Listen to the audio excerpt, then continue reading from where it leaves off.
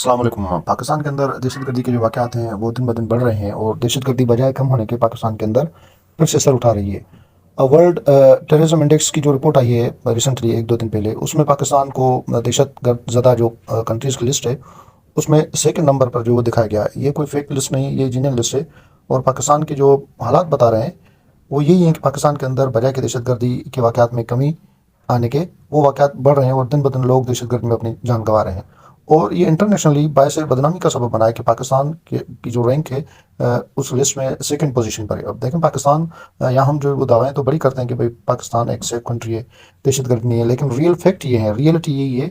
जो नंबर्स हैं वो हमें बता रहे हैं कि पाकिस्तान जो है वो दहशतगर्द ज़्यादा इलाकों में जो है वो सेकंड पोजीशन पर है। अब हमारी गवर्नमेंट हो, चाहे स्टेक होल्डर्स हों या लॉ इन्फोर्सिंग एजेंसीज हों, कोई भी हो, वो एफर्ट्स उनकी नो डाउट बहुत हैं, लेकिन जो रिजल्ट की बात करें तो पाकिस्तान में रिजल्ट उसका अभी तक हमें डिलीवर नहीं हो रहा। अभी तक जो है वो लोग उससे मुस्तफ़ीद नहीं हो पा रहे हैं। नो डाउट जो हमारे लॉ इन्फोर्सिंग एजेंसीज हैं, जो इदारे हैं, वो बेहतर काम कर रहे हैं और लोग भी उनके साथ ताउन कर रहे हैं।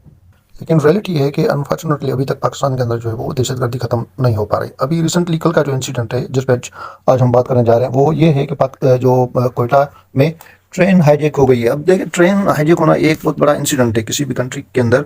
जब इस किस्म के वाक़यात जो है वो होते हैं तो इससे बायस बदनामी बहुत बढ़ जाती है। कहा जा रहा है कि जाफर एक्सप्रेस जो कोयटा से जानी थी रावलपिंडी और फिर रावलपिंडी से जानी थी पेशावर, उसको रास्ते में कच्ची का ज़िला आता है, उस पर रोक कर जो BLA के जंगजू हैं उन्होंने ट्रेन पर हमला किया, फायरिंग भी की और कहा है कि 8 से 10 लोग जो है उसमें जाँ बहक हुए हैं।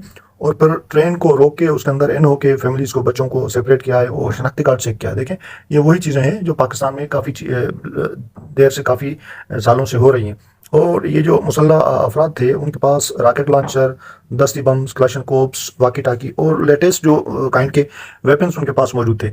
अब रिस्पांस करते हुए हमारी रियासती इदारों ने बड़ा अच्छा काम किया और क्लियरेंस ऑपरेशन किया, जिसमें तकरीबन कहा जा रहा है कि 16 के 16 जो दहशतगर्द हैं वो जाँ बहक हुए हैं और कुछ जख्मी भी हुए हैं। लेकिन बात का मकसद ये है कि भाई एक कंट्री के अंदर जब ट्रेन हाईजैक होती है तो उस कंट्री के अंदर जो सेंस ऑफ सिक्योरिटी है वो बाकी नहीं रहता। तो पाकिस्तान के लोगों के अंदर जो है, पाकिस्तान के लोगों में ये अब एक सेंस डेवलप हो गया है कि भाई कुछ भी हो सकता है। अब देखिए, लोग किडनैप होते थे, व्हीकल किडनैप होती थी, अब ट्रेन का किडनैप होना ये एक आई थिंक के पीक लेवल की जो है वो इनसिक्योरिटी है किसी भी मुल्क के अंदर।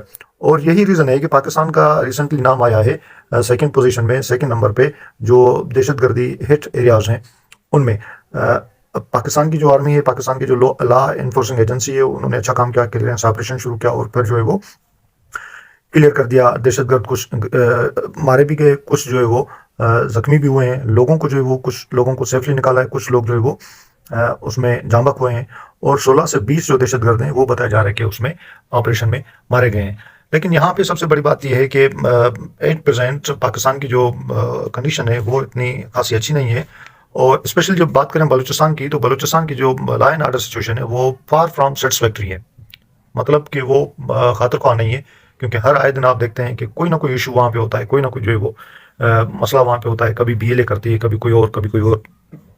तो इससे ये होता है कि पाकिस्तान का जो नाम है वो इंटरनेशनल फोरम्स में, इंटरनेशनल लेवल पर जो है वो कुछ पॉजिटिव नहीं रहता कि भाई पाकिस्तान एक ऐसा कंट्री जहाँ लॉ एंड ऑर्डर की सिचुएशन नहीं है। पूरी पूरी ट्रेन जो है वो हाईजैक की जाती है, लोग किडनैप किए जाते हैं, लोगों को जो है वो सरेआम शनाख्ती कार्ड देकर गोलियां मार दी जाती हैं।